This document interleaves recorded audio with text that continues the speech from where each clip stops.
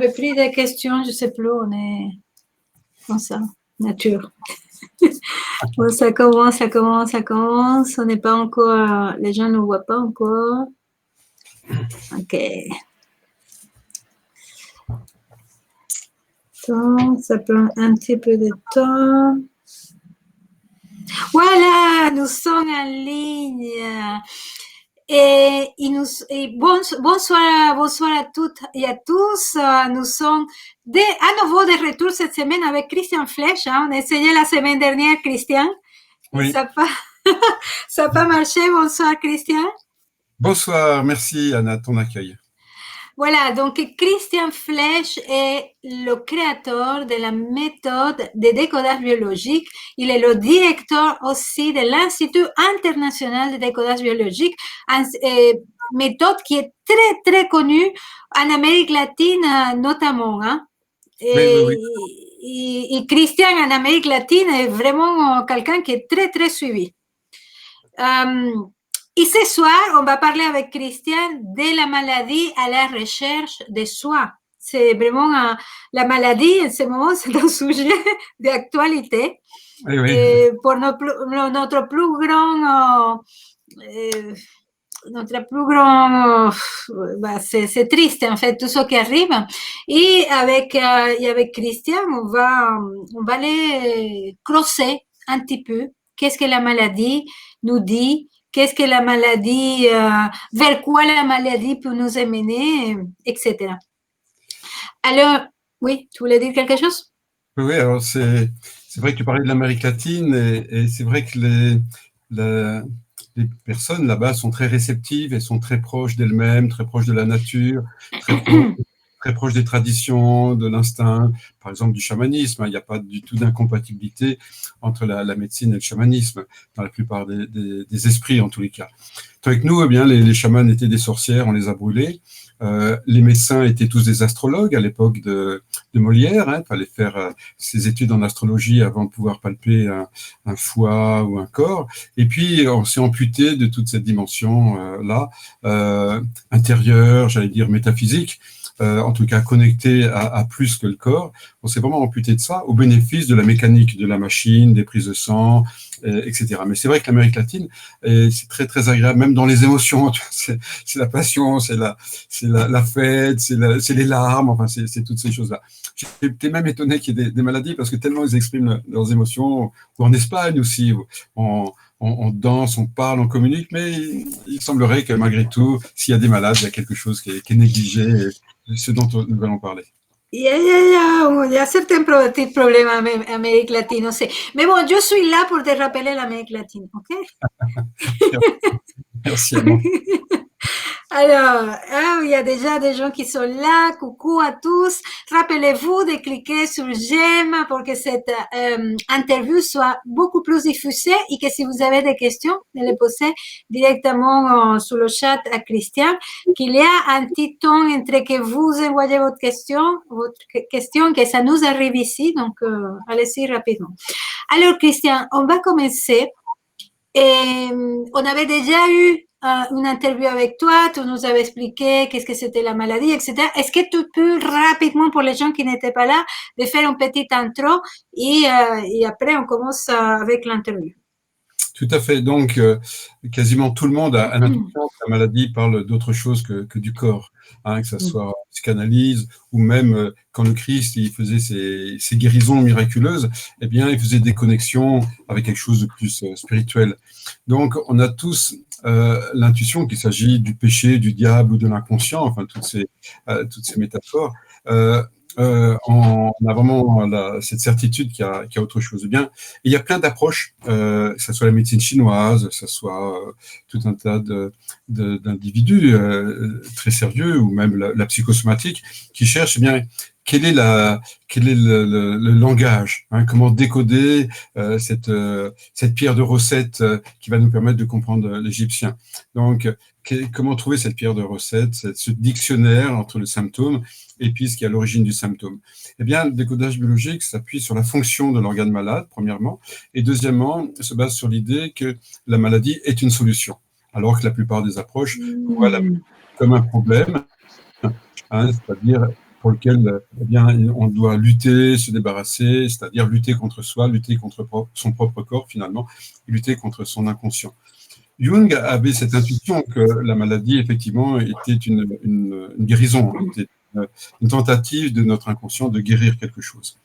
Donc, le décodage biologique est dans cette file plutôt de Jung, de la psychosomatique, et de dire effectivement, c'est un langage, ça cherche à nous dire quelque chose, c'est déjà une solution. Et l'élément eh bien, que cherchait Freud, c'est la biologie. Et c'est le sens biologique, c'est-à-dire que tout simplement, en quelques minutes, on peut résumer le décodage biologique, et pour moi, le sens de toutes les maladies, eh bien, qu'est-ce que l'exagération de symptômes m'apporte à moi? L'exemple le plus facile à entendre, si je puis dire, c'est que quelqu'un est insulté. Il y a du bruit, je ne sais pas ce que c'est là. Ah, chez moi? Je ne sais pas. Donc, l'exemple le plus facile à entendre, à comprendre pour démarrer, quelqu'un se fait insulter, il devient sourd. Donc là, on comprend la solution a posteriori, qui est si j'avais été sourd avant d'être insulté, eh bien, je n'aurais pas souffert de cette insulte de la part d'un être cher. Maintenant, je donne un autre exemple qu'on va pouvoir comprendre aussi. C'est un enfant qui fait de la fièvre, et depuis que sa maman est partie à Paris, et donc la chaleur de maman lui manque.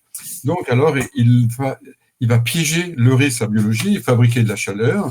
Et quand la maman, le vendredi, quelques jours après, lui dit par téléphone, eh bien, j'arrive ce soir en train, eh bien, au bout d'une heure, la fièvre est partie totalement. Et donc, le sens, c'était la chaleur me manque, la chaleur de maman me manque, son amour, sa présence, hein, tout est métaphore. Et donc, je me le produis moi-même pour ne plus être dans cette privation, dans cette souffrance. Donc, ces deux exemples sont simples.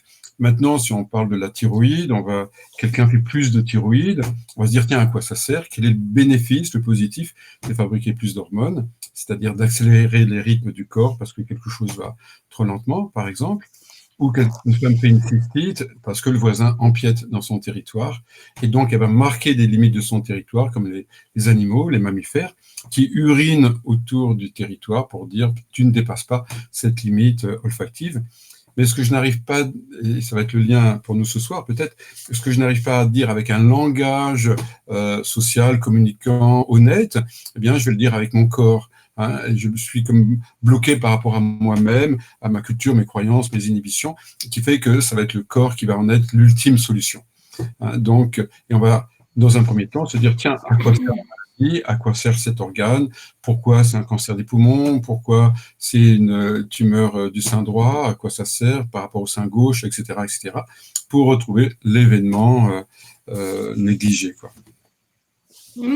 Super intéressant. Alors, tu dis que la maladie, c'est une solution. Oui. Donc, c'est une solution d'un problème du passé, d'un problème du présent, d'un problème transgénérationnel. C'est une solution de quoi exactement? Alors, j'aime bien ta question parce qu'elle nous amène vraiment dans le vif du sujet qui est vraiment très important à comprendre pour moi. C'est que l'être humain, eh bien, a une double personnalité, entre guillemets. Tous les êtres humains, c'est-à-dire qu'ils ont une personnalité complètement mentale, rationnelle, logique, pour laquelle le temps existe. Okay ? Et donc, on va associer assez souvent au cerveau gauche. Et puis, tout le monde a également un cerveau droit, c'est-à-dire une sensibilité, une personnalité plus poétique, émotionnelle, globale, pour laquelle le temps n'existe pas, pour laquelle c'est typiquement l'enfant. Hein. L'enfant, l'inconscient, la biologie fonctionnent avec le cerveau droit. Donc, ça veut dire quoi? Ça veut dire que la maladie a affaire avec ce cerveau droit. Ça veut dire que le petit arabe dans l'école primaire m'a piqué mes jouets, alors voilà, je vais avoir 40 ans, aller au Front National ou ailleurs pour lutter contre les Arabes. Parce que le petit garçon encore à l'intérieur de moi, eh bien, est toujours en colère face à ce petit Mohamed qui m'a volé mes billes ou mes petits camions dans la cour de maternelle. Donc, pour ou une autre personne qui était insomniaque, qui avait 40 ans, et le drame, c'était à la naissance, à son accouchement, il a failli mourir. Et donc, s'il se laisse aller, s'il se détend complètement, il meurt. C'est ça la leçon qu'il tire de cet accouchement qui a duré longtemps, et il fallait que la maman eh bien, soit sur le qui-vive, et l'enfant aussi, pour pouvoir vivre. C'est réglé, c'est fini, ce bébé, après beaucoup de temps de travail, va bien, mais il est stressé quand même. Et il y a le message inconscient, une leçon, un apprentissage, et ça c'est un mot qui est très important à comprendre, pour nous comprendre finalement, c'est que nous sommes éduqués par les expériences de vie, par les messages que nous tirons de nos expériences de vie. Et donc lui, j'ai failli mourir si je me laissais aller, si je dormais. Donc le message, c'est qu'il faut être toujours sur le qui-vive. Sauf qu'il a plus de 40 ans, il n'est pas mort, donc ça s'est bien fini. Mais pour cette partie émotionnelle, biologique, inconsciente, le temps n'existe pas. Le temps n'existe pas. Et c'est ça, là où je voulais en venir suite à ta question, c'est que pour cette réalité qui nous rend malade, cette réalité qui nous fait vivre, comme qui nous fait mourir aussi, qui nous donne tant de plaisir, donc tant de souffrance, par frustration, eh bien, le temps n'existe pas. Hein. L'altérité non plus n'existe pas. Ce qui arrive à l'autre, je ressens dans ma chair. Ce qui arrive à mon enfant, je ressens à l'intérieur de moi. Donc, ou bien à des amis, ou à la planète, comme tu disais au début, je le vis dans mon corps. Ça veut dire que la biologie ne s'est conjuguée que le temps du présent, ne s'est conjuguée que la première personne du singulier. Donc, cela a pu s'originer il y a 3 générations, cela a pu avoir lieu à la naissance, ou bien il y a 15 jours. À partir du moment où j'en ai toujours une trace émotionnelle, un vécu émotionnel, dans mon inconscient, ou même si je me mets à repenser à cela, eh bien, ça veut dire que le temps n'existe pas. J'ai donné une illustration de cela. Donc, j'ai divorcé il y a 9 ans. Et puis, un jour, donc, il y a 1 an, quasiment jour pour jour, donc, ma fille, ça a été un peu difficile, comme souvent les enfants, et puis elle a accepté, voilà. Entre-temps, elle est devenue maman. Et puis elle me dit, mais papa, qu'est-ce que c'est les mycoses? J'ai des champignons dans le dos, sur l'omoplate droit, l'omoplate gauche. Et donc, je lui dis, bah voilà, les champignons sont, biologiquement parlant, là pour transformer la mort. C'est-à-dire, ils digèrent les cellules mortes à la surface des fruits, comme le raisin, ou sur la peau, donc les cellules mortes, donc, ou sur les arbres, les souches d'arbres morts, donc ils vont transformer la mort. Ils transforment la mort parce que c'est comme ça le cycle de la nature. Et je dis, voilà, ça ressemble à un deuil non fait. Épaule gauche, la maman, épaule droite, le papa. La relation mère-enfant. Derrière, c'est le passé, donc t'as pas mon hypothèse. Donc, si c'est l'omoplate, papa, l'autre côté, maman, champignon, t'as pas fait le deuil. Et immédiatement, elles font en larmes. Moi, je suis étonné, et elle est encore plus étonnée que moi. Elle me dit, ça fait 9 ans maintenant, ça va, quoi. Je veux dire, j'y pense pas, quoi. Elle n'y pense pas, mais c'était enchâssé, enquisté à l'intérieur de son inconscient, et de son inconscient biologique. Et là, elle se met à pleurer. Et 1 semaine après, c'était terminé, la mycose, les champignons étaient partis. Donc, c'est une question vraiment très importante de comprendre, de savoir que le temps n'existe pas pour la biologie. Hein. Donc, oui, mais là, tu dis quelque chose de très intéressant, c'est-à-dire que vous avez une mémoire tout de suite, vous avez fait le lien. Mais oui. quand on ne connaît pas ce qui a originé cette maladie, qu'on sait quelque chose qui s'est passé au moment de, je sais pas, prénatal, postnatal, pardon, prénatal, pardon, Oui, oui. ou dans une autre génération, comment faire pour récupérer cette mémoire? Alors, ça, c'est vrai qu'on peut être étonné par cela, se dire, bon, on n'y a pas accès. Je pense quelqu'un même qui est de parents adoptés, etc., etc. Et en fait, je vais raconter notre histoire vécue. Évidemment, j'ai fait une thérapie, un travail sur moi. Pour être thérapeute, c'est le minimum, évidemment. Et puis, me revient une espèce de scène qui expliquait un des symptômes que j'avais, qui est un enterrement, l'enterrement d'un enfant. Et puis, je vois vraiment des détails comme ça. Bon, mais je n'ai pas de souvenir conscient du tout de ça. Et donc, c'était un secret de famille. C'était un secret de famille, la mort d'un enfant. Et puis, j'avais vaguement entendu parler de ça du côté de la branche maternelle. Mais mais vraiment très peu d'informations là-dessus. Donc, je vais voir ma grand-mère, et elle, étonnée, les bras lui en tombent, elle dit, mais qui t'a raconté ça? Comment tu le sais? Effectivement, mon frère est mort, il n'y avait pas d'infirmier à l'époque, on voulait le sauver, on n'a pas accepté sa mort, on aurait voulu qu'il ressuscite, d'où mon prénom, Christian, celui qui ressuscite, d'où mon métier infirmier puis thérapeute, donc de soigner, etc. Donc, ça, c'est la magie du protocole. Ta question nous emmène directement à la pratique. Et donc, la magie du protocole, qu'on pense à l'hypnose, avec les régressions, qu'on pense aux constellations familiales, par exemple, et dans la PNL, les lignes de temps, le réimprinting, en fait, la maladie est déjà l'accès, le contact avec cette histoire avant la naissance, avant même la conception, pourquoi pas dans les vies antérieures. Donc, la maladie, c'est le lien. Et le symptôme dans la maladie, c'est le lien aussi. C'est-à-dire qu'à partir du moment où on fait un protocole spécifique pour faire parler la maladie, et de rentrer dans l'émotion de la maladie, nous sommes dans la seconde, dans l'événement totalement inconnu consciemment, mais connu inconsciemment, sinon le symptôme ne serait pas là. Je peux te donner un exemple de quelqu'un qui avait des rhumatismes aux 2 pouces. Et donc, il vient et il me dit je suis désolé, je ne vais pas pouvoir vous payer. Je suis allé à la banque, au distributeur, il a avalé ma carte bleue, je suis rentré dans la banque, ils m'ont dit non, revenez la semaine prochaine, on ne peut pas rentrer dans la machine. Il a des rhumatismes au pouce. OK? Et je lui fais ce signe-là. Je lui fais ce signe qui veut dire l'argent.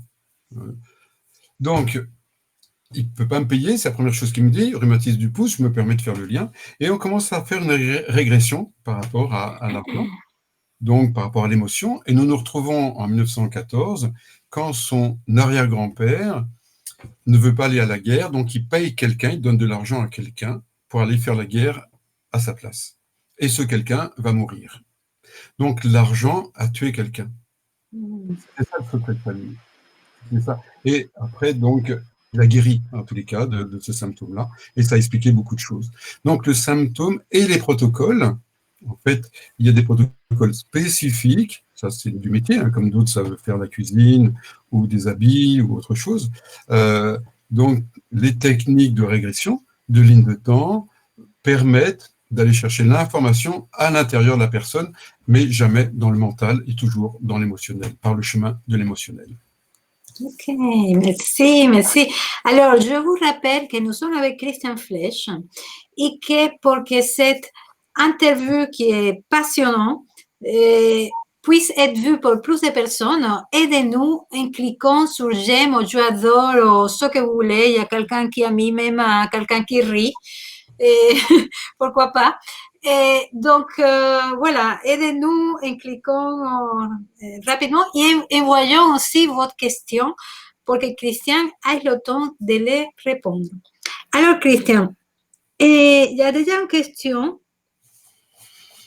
Dit comment expliquer des migraines incessantes qu'aucun thérapeute n'a réussi à résoudre de façon pérenne. Après, j'imagine que tu n'es pas. Il y a un minimum d'informations que tu dois savoir, non? Alors, comme j'ai dit précédemment, j'ai parlé de la vessie, j'ai parlé donc de la surdité. On va s'appuyer sur la fonction. Donc là, il s'agit du cerveau, du système vasculaire du cerveau, de la fonction du cerveau. Donc, les gens qui ont des maux de tête, des céphalées, des migraines, voire même des AVC, des tumeurs du cerveau, donc sont des gens qui sont dans le contrôle, dans la décision. Donc, le cerveau contrôler le corps, il donne des ordres, il décide. Donc, c'est des gens, tous les migraineux, ils ont l'horreur d'être contrôlés et ils vont vouloir décider. Et ce qui fait que parfois, ça va être des personnes un petit peu difficiles en thérapie parce que si le thérapeute n'est pas averti, il va se laisser contrôler par son patient. C'est le patient qui décide qu'on va faire ceci, tiens, j'ai vécu cela. Et donc, ça va être contre-productif. Donc ça, c'est la première chose à savoir, c'est ce que j'appelle les conflits limitants ou les conflits verrouillants. Donc dans les migraines, il y a ce côté-là. Deuxièmement, dans les pathologies de cerveau, comme les migraines, les gens vont être légèrement dissociés, puisqu'ils sont dans la tête, et que le corps est plus dans l'émotionnel, le cerveau est plus dans le mental, chercher des solutions. Donc, c'est des gens qui ont du mal à accéder à leur corps, à leur ressenti. Hein. Donc, parce que justement, il faut qu'ils contrôlent, il faut qu'ils soient au-dessus de la situation. Donc, ils vont être dissociés de leurs émotions. Et le conflit, c'est je cherche une solution impossible. Je cherche une solution impossible. Je me rappelle de cette patiente qui avait des maux de tête depuis l'âge de 14 ans. Elle en avait 30.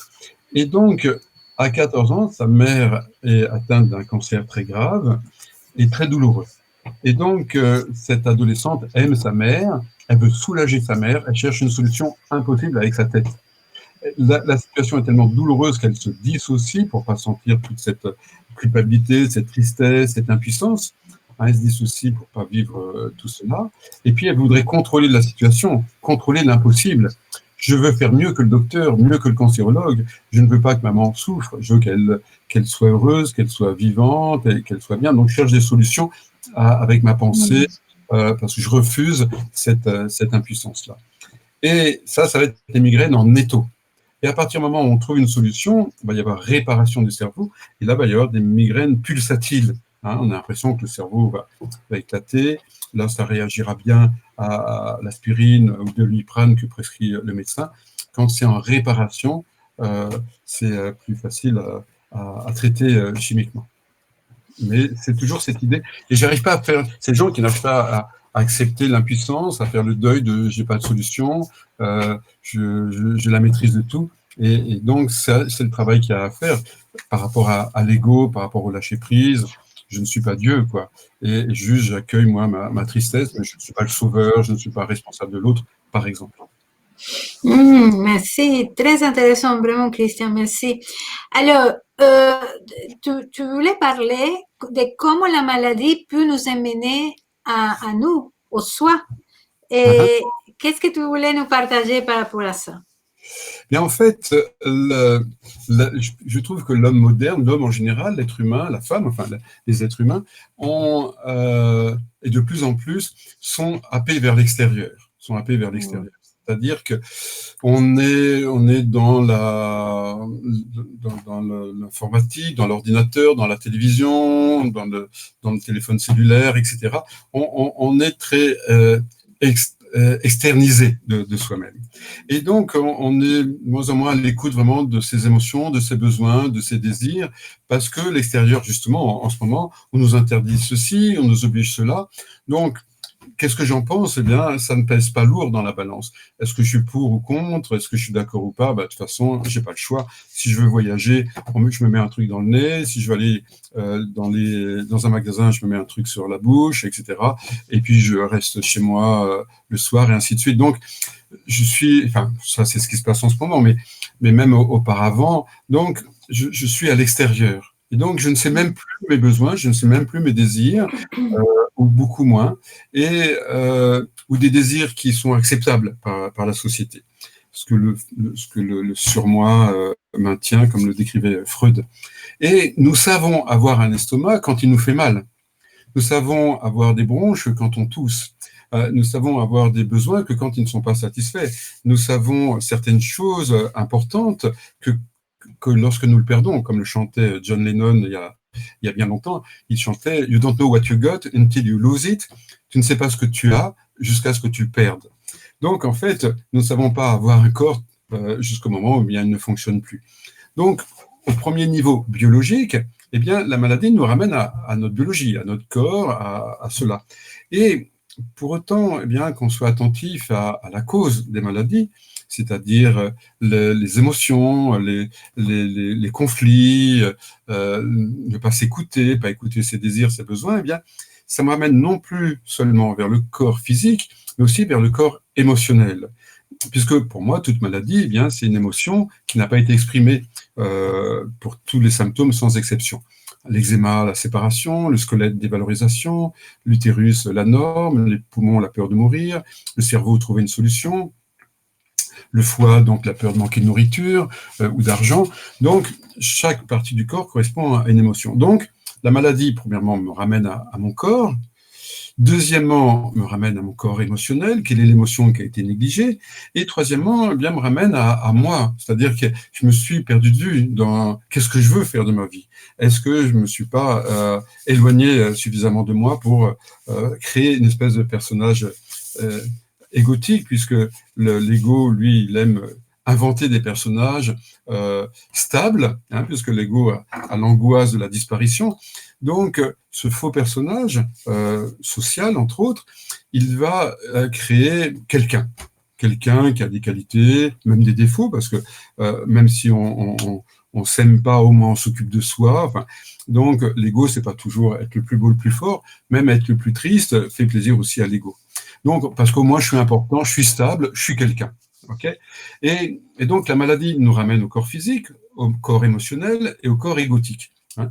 Tiens, on a bafoué mes valeurs, on m'a fait un affront, on m'a licencié, moi qui avais tellement d'importance là, ou ma femme, mon mari, donc m'a trahi avec quelqu'un d'autre, et donc pour qu'il me prenne, ou ceci ou cela. Donc, ça nous ramène à cette illusion, cette image de nous-mêmes pour laquelle, eh bien, nous sommes prêts à mourir. Nous sommes prêts à mourir. Je me rappelle d'un homme qui avait un cancer des voies biliaires.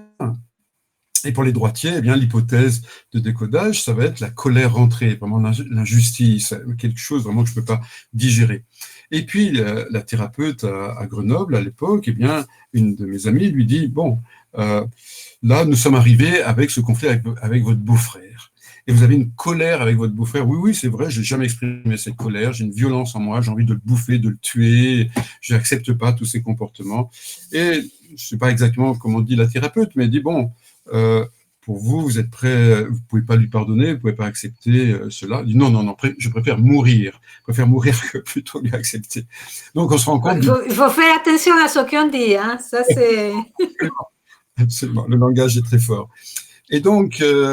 et elle lui fait remarquer exactement, toi tu es thérapeute aussi, tu l'entends immédiatement, et la personne s'en va, enfin, c'était vraiment la conscience égotique pour aller jusque-là. Faut pas pardonner, il y a une espèce d'orgueil, de choses comme ça. Et puis, la personne revient quelques jours plus tard en disant, bon, finalement, j'ai réfléchi pendant la nuit, je crois que ma vie est vraiment plus importante que l'autre. Et puis finalement, elle a fait un chemin comme ça de réconciliation avec qui? Avec soi-même, puisque tout ramène à cette négligence de soi-même, de qui on est, cette distance avec la belle personne que nous sommes secrètement. Et donc, cet amour retrouvé pour elle-même lui a permis, bien sûr, de l'appliquer à l'extérieur. Merci. Alors, il y a beaucoup de questions, mais beaucoup de questions des symptômes. Et donc, je préfère qu'on aille dans des questions plus générales parce que sinon, ça va devenir comme une espèce de consultation. Et moi, j'ai une autre question à te poser par rapport à ça, c'est que justement, aujourd'hui, il y a tout, la maladie, elle est présente dans nos vies, partout. Et on dirait que c'est comme une espèce de loterie. Et tu es en train de dire que la maladie n'arrive pas comme ça. Et j'avais déjà parlé de ça dans le sommet de la conscience. Et est-ce que tu peux, et même des gens qui sont dans la spiritualité ne sont pas d'accord avec cette vision de la maladie. Quand la maladie, tu le dis, c'est un message du corps, des corps, de plein de choses. Est-ce qu'on aurait oublié ça? Parce que, voilà, on a l'impression qu'on joue notre vie tous les jours en sortant de chez nous et que si on a le Covid ou pas, c'est un lien, en fait, avec notre histoire. Ça n'arrivera pas comme ça. D'après ce que tu dis, hein. Tout à fait, j'ai aucun doute là-dessus, ça me semble tellement évident. Bon, on parle du Covid, tu viens d'en parler à l'instant. Si on réfléchit une seconde par rapport à ce qu'on entend, à ce qu'on voit, qu'est-ce qui se passe? Il y a une information très petite, bon, c'est le Covid, voilà, le 19, là. Donc, il y a cette grippe, cette petite information qui a un brin d'ADN, qui est identique hein, même s'il évolue, hein, depuis le mois de mars, c'est pas exactement le même, mais bon, peu importe. Donc, cette petite information, elle va toucher, admettons, je sais pas, 100 000 personnes. La même information touche 100 000 personnes et crée 100 000, enfin, elle crée des réactions différentes. Pas, j'allais dire 100 000. Elle crée des réactions différentes. Ok? Ça veut dire quoi? Ça veut dire qu'il y a 99, au jour d'aujourd'hui, il y a plus de 99 personnes, enfin, un grand nombre en tous les cas, j'ai pas les chiffres exacts, qui ne font rien. Donc, ils ont cette information. La plupart des gens ne font pas de symptômes. Ok? La même information, un faible pourcentage fait des symptômes. Donc déjà, pourquoi? Pourquoi certains ne font rien? Pourquoi d'autres font une maladie? Ok, je continue. Dans ceux qui vont faire un symptôme, certains, ça va être des symptômes olfactifs, baisse de l'odorat, mais pas tous. Certains ont un odorat normal, mais ont des problèmes de bronches. D'autres ont des problèmes d'insuffisance respiratoire, d'autres d'emphysème, d'autres des problèmes rénaux, ça n'a rien à voir avec les bronches, d'autres des problèmes immunitaires. Alors, je suis quand même, on peut se poser des questions.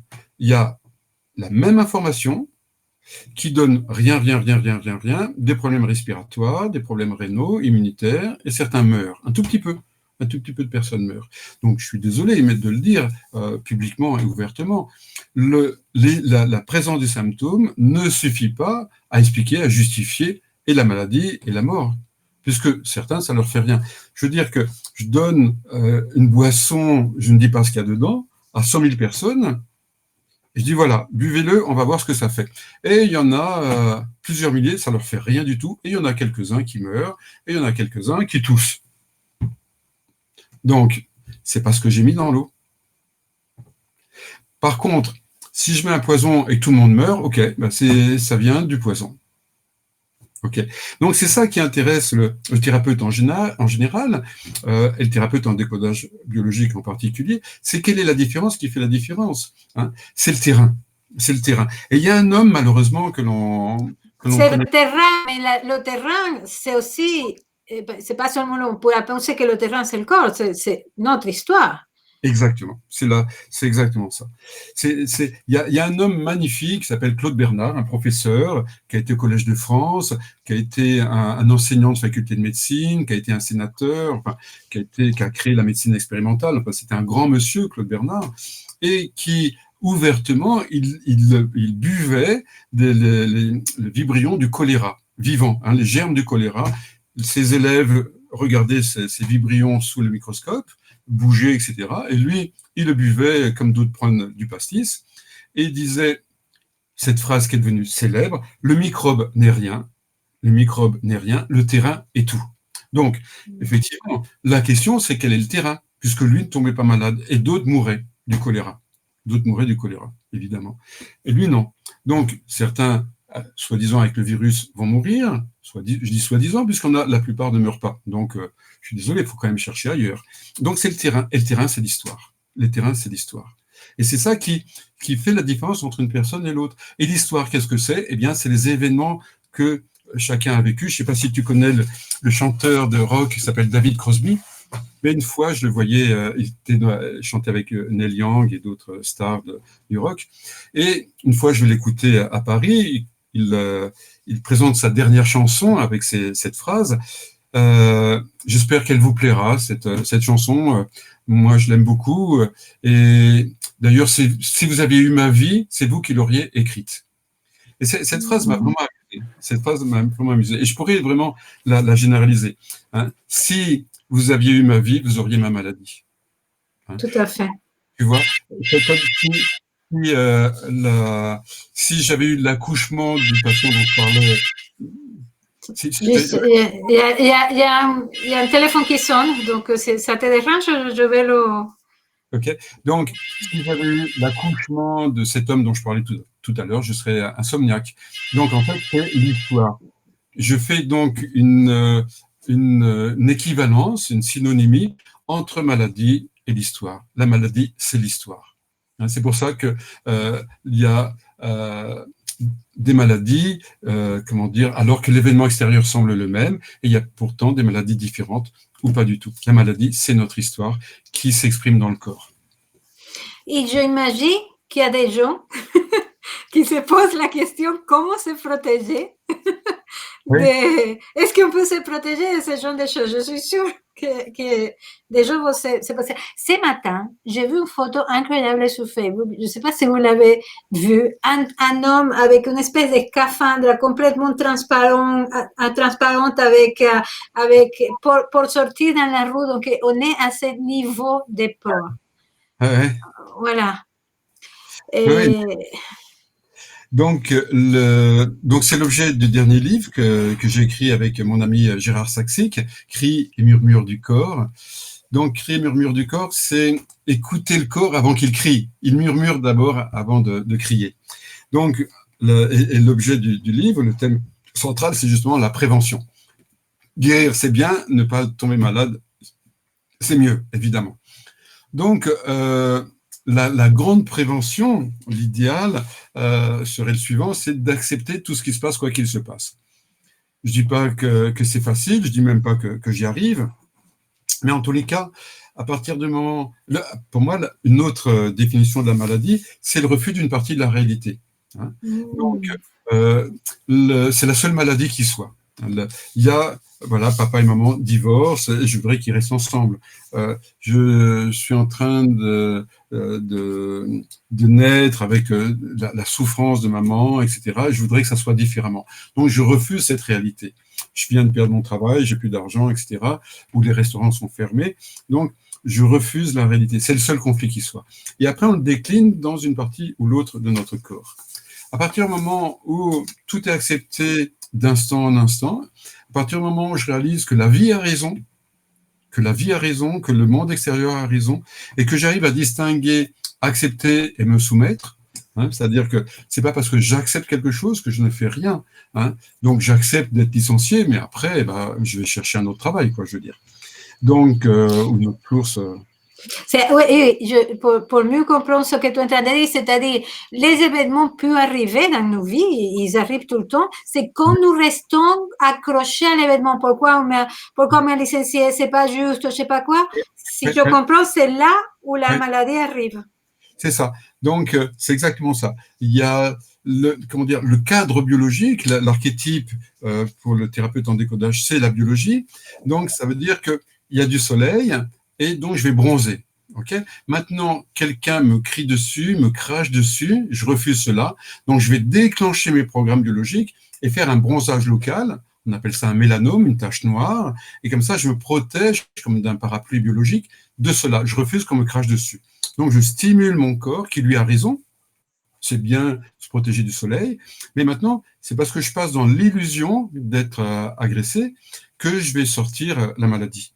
Donc, il y a toujours refus, et il y a deux types de refus de la réalité. Soit je ne veux pas que cela arrive, soit je ne veux pas que ça s'arrête. Hein, donc ça, c'est un autre livre, Santé Ressanté, que j'ai écrit il y a plusieurs années. Donc, soit... Et justement, il y a des gens qui te demandent des lectures. Donc, voilà.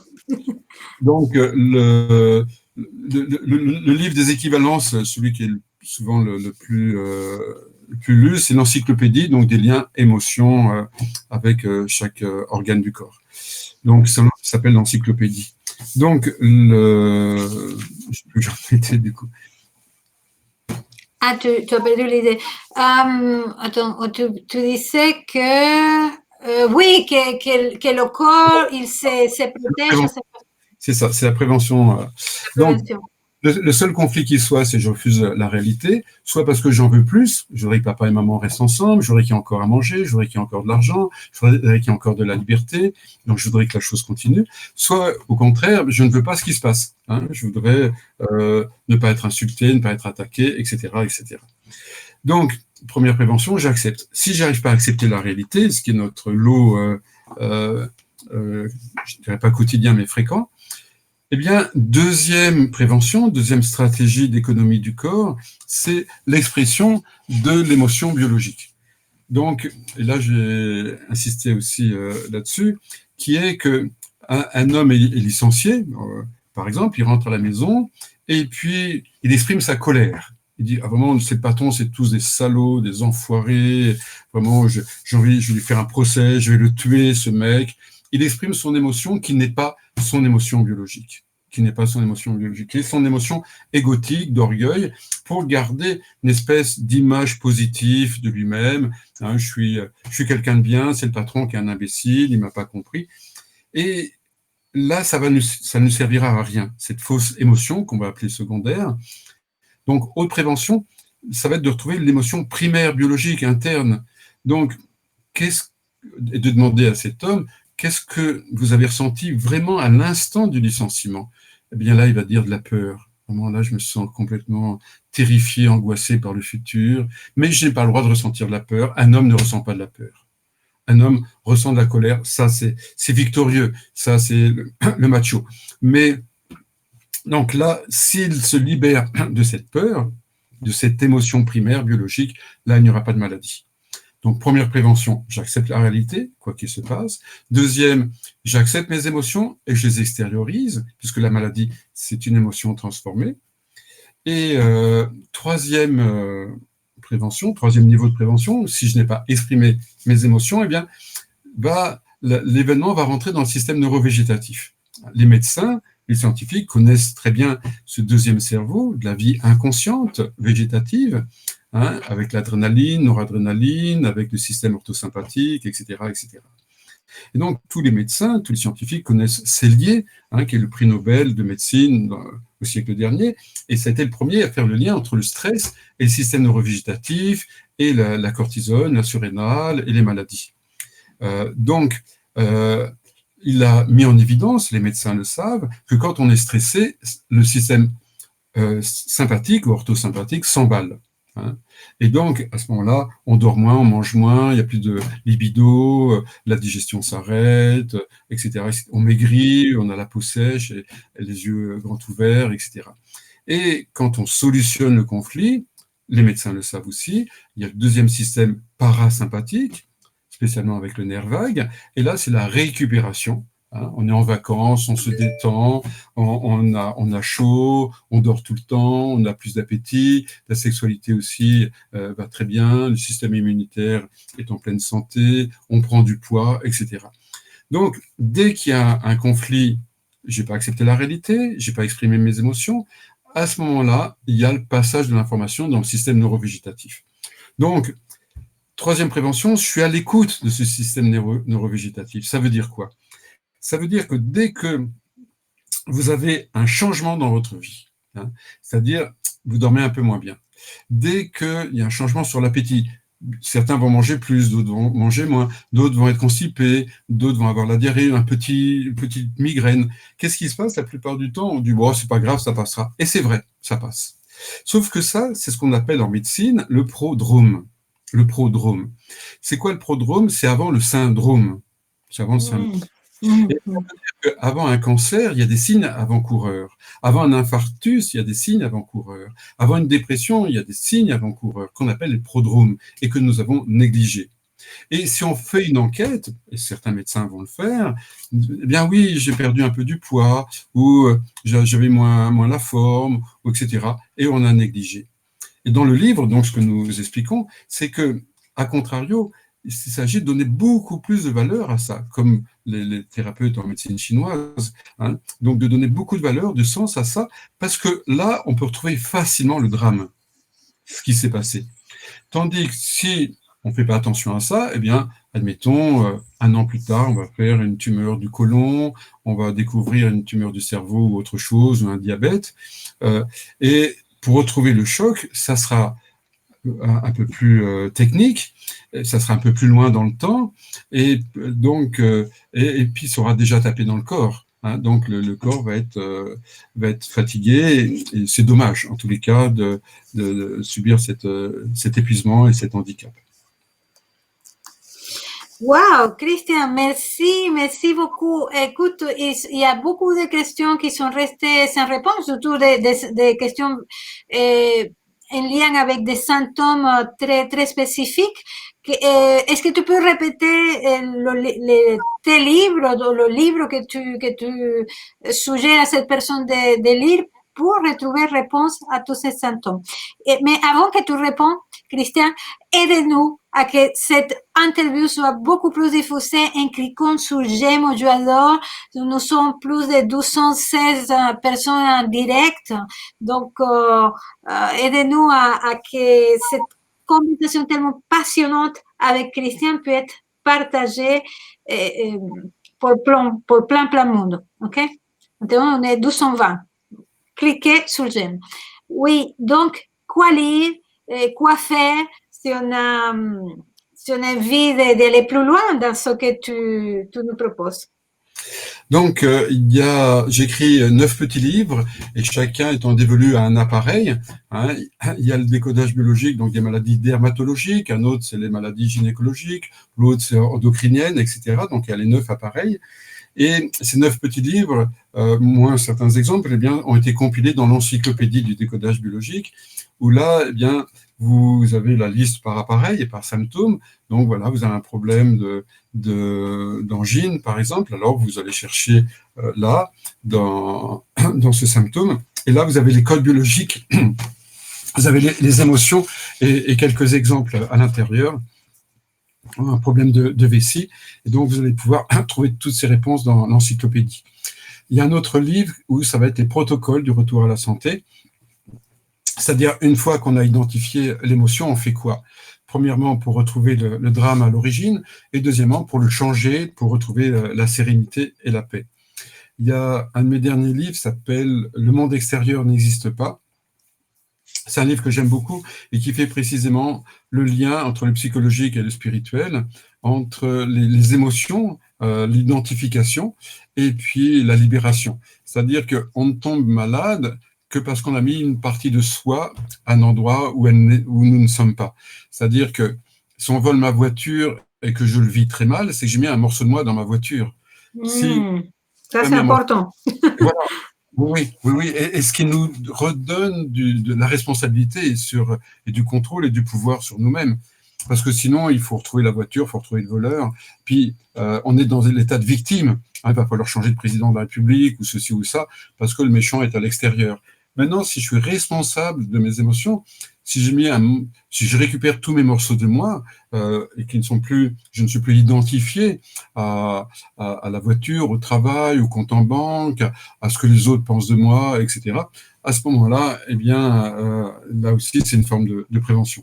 Donc, ce livre-là, je m'intéresse beaucoup à la non-dualité, à l'Advaita, à Eckhart Tolle ou Nisargadatta. Donc là, j'ai fait le lien entre les maladies, les émotions biologiques, l'identification, et puis il n'y a personne. Hein, in fine, eh bien, c'est la conscience impersonnelle qui est un lieu, un espace hors conflit. C'est-à-dire qu'il y a un lieu de conscience en nous, auquel parfois eh bien, on se réveille dans cet état de conscience, ou tout simplement, quand on est dans cet état de présence, la notion de problème n'a pas de prise, on ne sait pas très bien de quoi il s'agit. Quand on dit, tiens, ça va bien ou ça va mal, on dit, mais je ne vois pas très bien de quoi tu parles. Je me rappelle d'un beau texte de Krishnamurti, où il raconte une expérience mystique. Et il dit, dans cet état mystique, je ne peux pas dire que j'avais des réponses à mes questions, parce que je n'avais plus de questions. Même de questions, je me posais aucune question. La chose est, je suis. Donc, j'avais pas de réponse parce que j'avais plus de questions. J'aime bien ce regard. Moi aussi. C'est vraiment très, très beau. Et voilà, donc c'est l'invitation à se diriger vers cela. Oui, voilà. Et pour les gens qui veulent un accompagnement, est-ce que c'est dans l'institut, c'est avec toi, c'est avec qui que peut se faire accompagner? Donc, il y a un site de l'école, donc biodécodage.com, dans lequel il y a par exemple aussi les informations pour suivre la formation en décodage biologique, mais également la liste des thérapeutes par région. En tout cas, les thérapeutes que je connais, qui sont suivis, qui viennent en supervision, qui ont été validés, qui ont une éthique. Et donc, on va trouver une liste sur le site biodécodage.com. Il y a d'autres personnes qui utilisent le décodage biologique parce que il y a d'autres écoles de gens qui font des choses proches du décodage, mais qui n'ont pas nécessairement eu l'accès au protocole qui, pour moi, est vraiment très importante.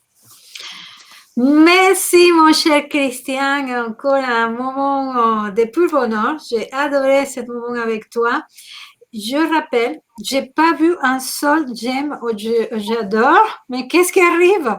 Et cliquez sur j'aime et j'adore et s'il vous plaît, aidez-nous à, aussi en partageant cette interview en partageant sur votre page Facebook pour que cette information tellement importante qui peut changer des vies, honnêtement, que Christian vient de nous offrir soit écoutée pour le plus grand nombre.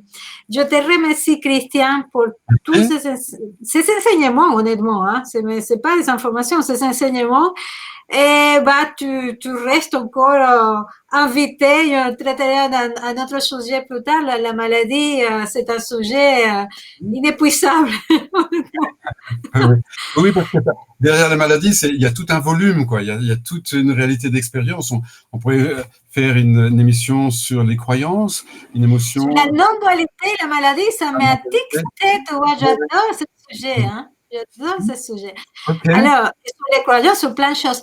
Et une dernière chose, demain, mais ça c'est plus avec Christian, je vous attends encore.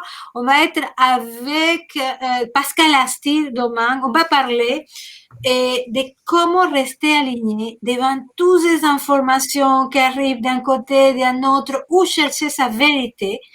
Et parce que beaucoup de gens m'écrivent, me disent, Anna, je suis perdue, je ne sais plus quoi croire, etc.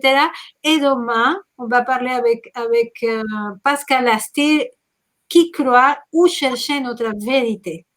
Et justement, Et il sera sans doute question de non-dualité avec Pascal. eh ben, j'imagine déjà certaines réponses. On va laisser Pascal nous expliquer ça avec plein de conscience et de beauté, pour qu'il nous illumine dans ce sujet tellement important en ce moment. Alors, Christian, à très bientôt. Au revoir. Merci encore tout cœur à chacun et chacune. Ok, ciao, merci. Merci, Anna.